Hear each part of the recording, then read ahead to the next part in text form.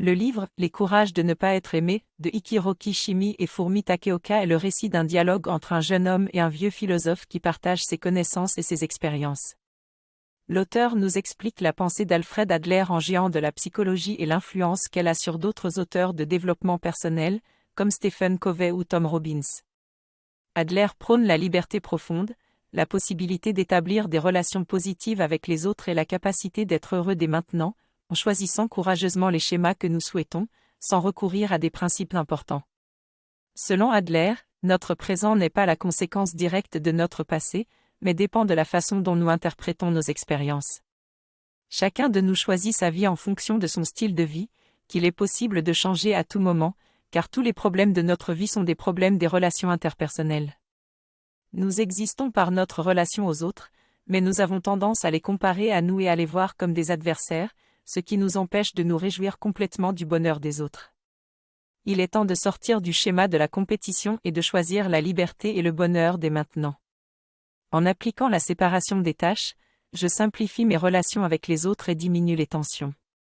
Je suis conscient que j'ai été éduqué pour rechercher la reconnaissance des autres, mais je choisis de prendre mes décisions en fonction de mes propres aspirations, indépendamment du jugement des autres.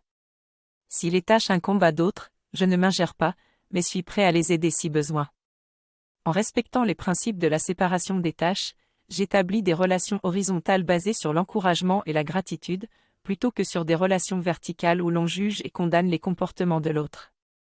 Je suis libre d'être moi-même et de déplaire si nécessaire, car mon deuxième objectif est de vivre en harmonie avec la société, mais la réaction des autres ne dépend pas de moi. En m'engageant dans ma communauté, j'établis un sens d'appartenance qui se traduit positivement dans mes relations interpersonnelles. Je peux contribuer à aider les autres à retrouver leur autonomie en leur faisant sentir ma confiance dans leur capacité à accomplir leurs tâches. Cela contribue à respecter la liberté de chacun. Il est préférable de bâtir des relations horizontales plutôt que de féliciter quelqu'un pour avoir accompli une action, ce qui renforce une relation verticale.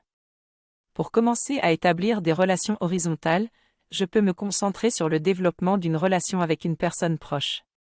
Ces changements peuvent ensuite se répercuter sur mes autres relations et me permettre de vivre plus librement et plus heureux.